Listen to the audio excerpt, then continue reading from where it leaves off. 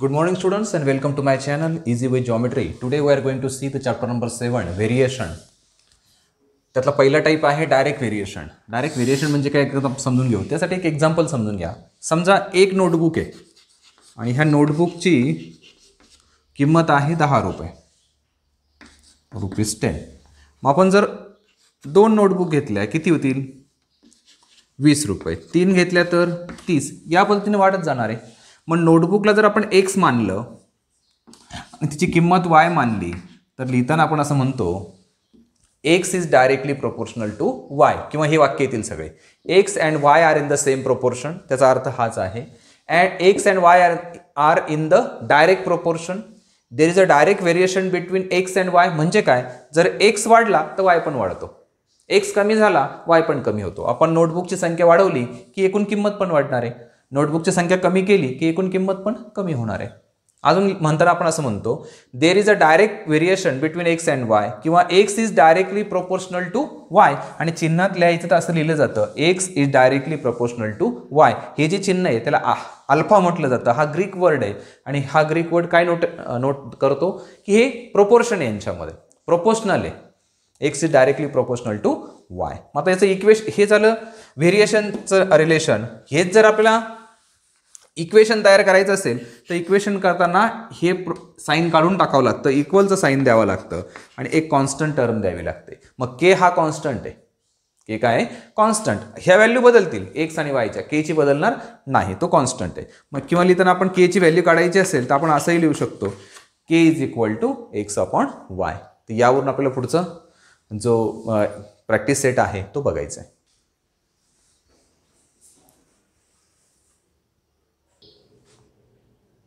Okay, now see the first example of practice set 7.1. Write the following statements using the symbol of variation. Circumference C of a circle is directly proportional to its radius. Directly proportional to radius. ये symbol मध्ये आपण असं लिहिणार. Consumption of petrol, that is L, is directly proportional to distance. L is directly proportional to D.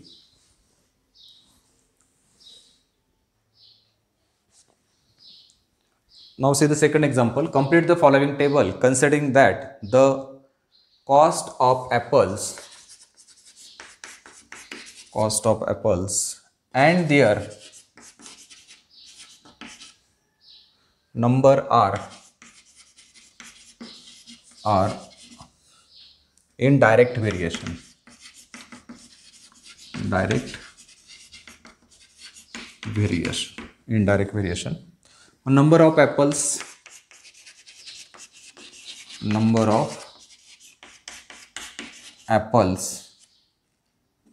x consider केले आणि cost of apples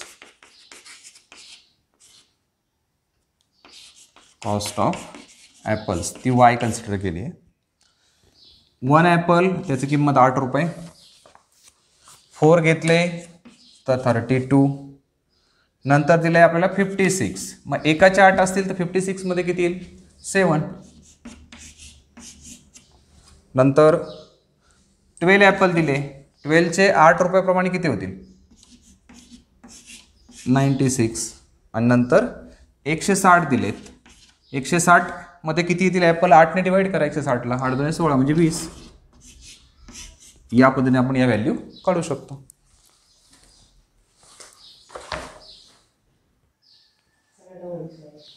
Now see the third example. If m is directly proportional to n and when m is equal to 154, n is equal to 7, find the value of m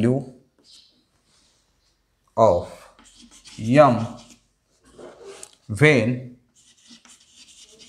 n is equal to 14. आता बघा आपल्याला variation काय दिले? m is directly proportional to n. याच्यावर आपण equation तयार करूया. Therefore m is equal to k into n. याच्यावरून k ची व्हॅल्यू काढा. k is equal to m upon n. Therefore k is equal to, आता या ठिकाणी एक लक्षात घ्या, पहिलं when m equal to 144 and n equal to 7, मग k इज इक्वल टू काय होईल मग 154 divide by 7. Therefore k is equal to 22. मग हा k जर आपण इथे टाकला, याला इक्वेशन 1 म्हणा. Put this value in equation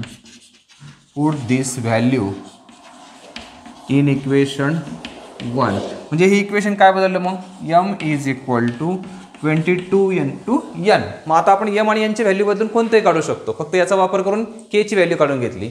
मग आता when n is equal to 14, मग त्यावेळेस m किती असेल तो आपल्याला काढायचा आहे. n ची व्हॅल्यू 14 आहे. पुटअप करा फक्त इथे. m is equal to 22 into 14. Therefore m equal to 14 दूने 28, 28 आणि 30. या पद्धतीने आपल्याला सगळे एक्झाम्पल सॉल्व्ह करावे लागतात. म्हणजे पहिले जे 2 व्हॅल्यू दिले त्याच्यावरून k काढा आणि तो मिळाला का मग आपण दुसरा अर्धा पार्ट पूर्ण करू शकतो.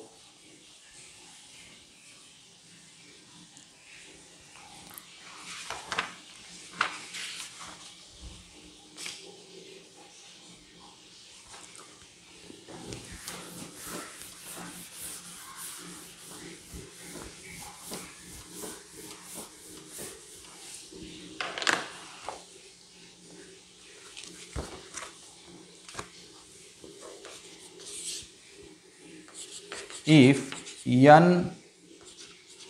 varies as m, complete the table.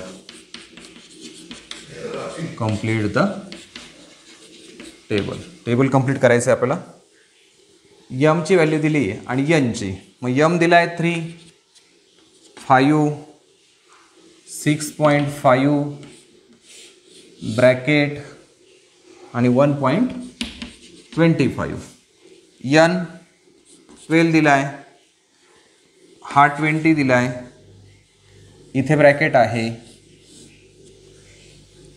इथे 56 दिला आहे. एक राहून गेलं ना आपल्याला याचं, काहीतरी चुकतंय. हां 3, 12, 5, 20, 6.5 ब्रॅकेट, नंतर इथे ब्रॅकेटच्या खाली 28 आहे.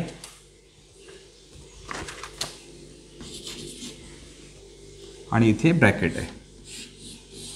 ओके, मग आता नुसतं बघितलं आपण तरी आपल्याला लक्षात येतं की काय घडते बघा. 3 चोक 12 म्हणजे 4 पट आहे.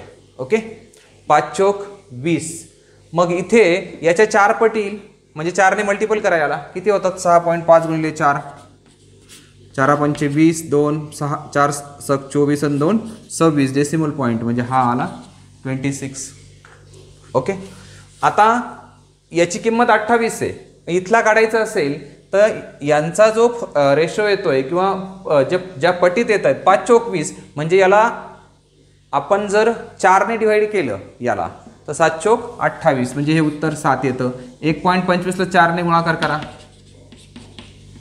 4 पंचे 20, 2 4 2 8 आणि 2 10, 1 4 1 4 आणि 1 5 आणि 2 डेसिमल पॉईंट, फक्त 5 उत्तर त्याचं येणार आहे. या पद्धतीने आपल्याला लक्षात घ्यावं लागेल की याच्या हे किती पट आहे, याच्या किती पट आहे. मग उलटं करताना याच्या किती पटीने कमी झालंय त्या पद्धतीने आपल्याला करता येतं. इथून इकडे करायचं असेल तर गुणिले करायचं, उलटं करायचं असेल तर डिवाइड करायचं.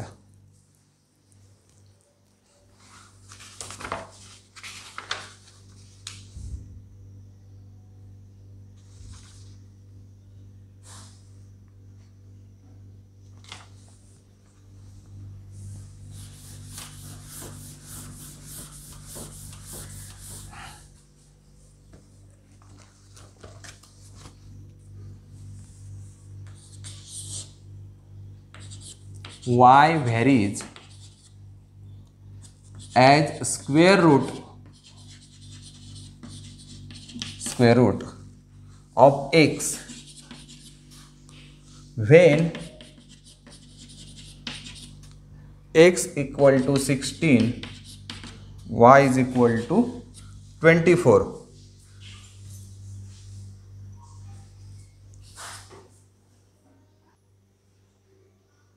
Okay, now see the fifth example. Y varies as square root of x when x equal to 16, y is equal to 24. Find the constant of variation. Constant of variation and equation of variation. Equation of variation. Constant पण काढायचं आहे आणि व्हेरिएशनचं equation काढायचं आहे. Okay, आपल्याला देताना काय दिलंय? y varies as square root. y is directly proportional to square root of x. मग त्याचं इक्वेशन कसं तयार होईल? y equal to k multiplied x. हे काय? Equation of variation. हे आपल्याला काय मिळालं? Equation of variation. आता वेन किंवा याचा के काढायचा असेल तर के कसा काढणार आपण? हा इकडे डिवाइड करा, म्हणजेच k is equal to y upon root x. किंवा लिहिताना असं लक्षात येत नसेल तर अगोदर वाय अपॉन रूट एक्स करून घ्या इक्वल टू के. मग के इकडे आणा. K is equal to I upon root x. आता के ची व्हॅल्यू काढायची आपल्याला. When x equal to 16, y is equal to 24. मग व्हॅल्यू पुटअप करा. K is equal to y आहे 24 आणि हा रूटमध्ये 16. मग 16 हा 4चा स्क्वेअर आहे, त्याचा स्क्वेअर रूट काढताना काय येईल? 4. 24 upon 4. K is equal to 6 आणि ही जी व्हॅल्यू आली ते काय असणार आहे आपल्याला? Constant of variation. Constant of variation. हा कॉन्स्टंट ऑफ व्हेरिएशन आहे.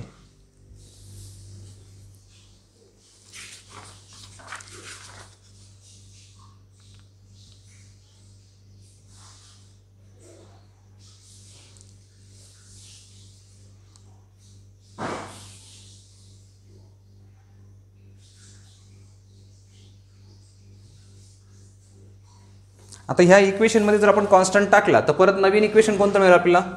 Therefore y is equal to 6 into root x. यालाही आपण इक्वेशन ऑफ व्हेरिएशन म्हणू शकतो. Equation of variation. शेवटच्या स्टेपला ते लिहिता येईल आपल्याला.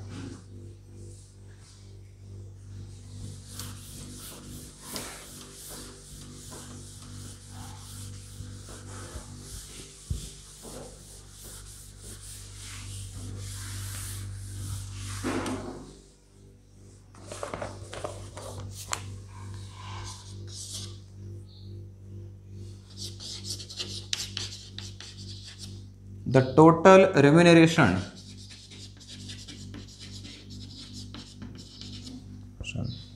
paid to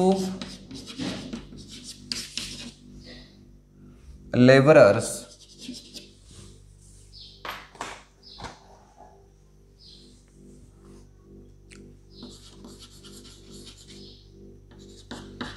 employed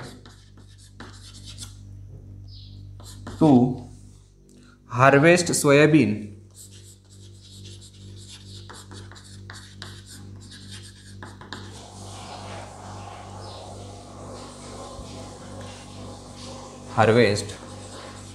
soybean is in direct variation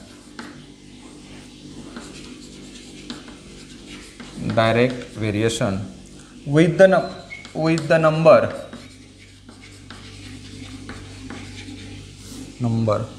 of laborers or labors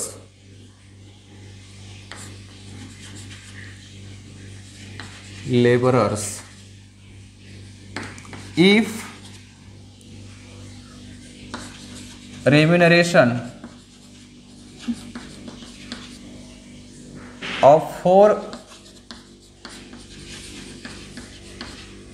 laborers is rupees 1000. Find remuneration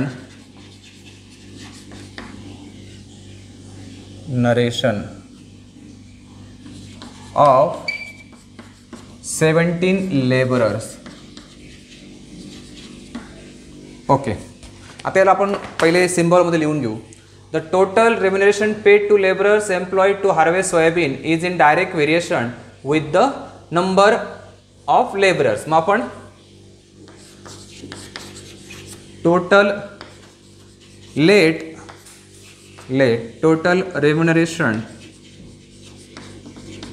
is X and number of laborers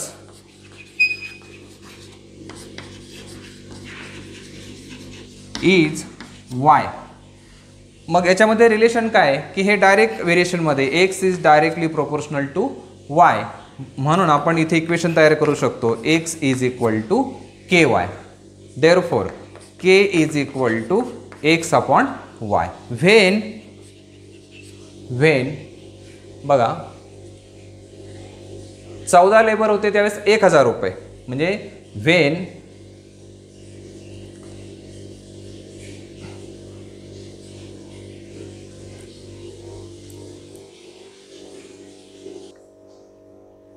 बघा जेव्हा इथे आपण किंमत बघतोय की 4 लेबर होते त्यावेळेस 1000 रुपये, मग when X is equal to 4 त्यावेळेस Y इज इक्वल टू 1000. मग त्याच्यावरून आपण K काढूया. Therefore K is equal to X upon Y, म्हणून K is equal to X ची value 4 upon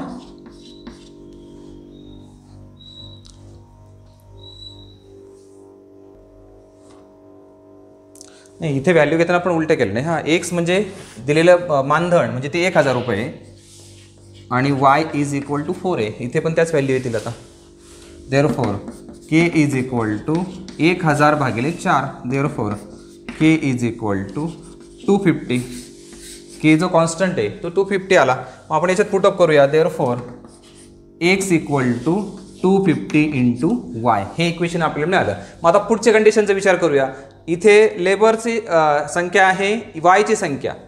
when Y is equal to 17 then या X equal to what, त्यावेळेस X किती होईल ते काढायचं आहे आपल्याला. मग आपण काय करणार. Therefore X equal to 250 into 17. 250ला 17ने मल्टिपल करा.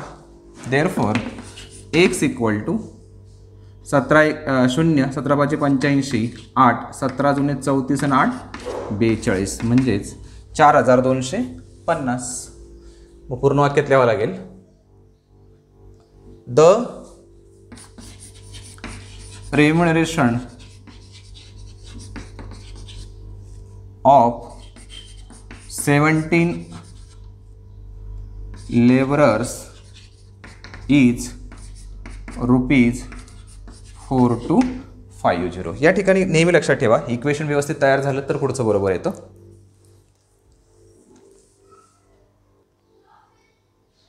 या पद्धतीने आपण प्रॅक्टिस सेट 7.1 कंप्लीट केला आहे. हे डायरेक्ट व्हेरिएशन होतं.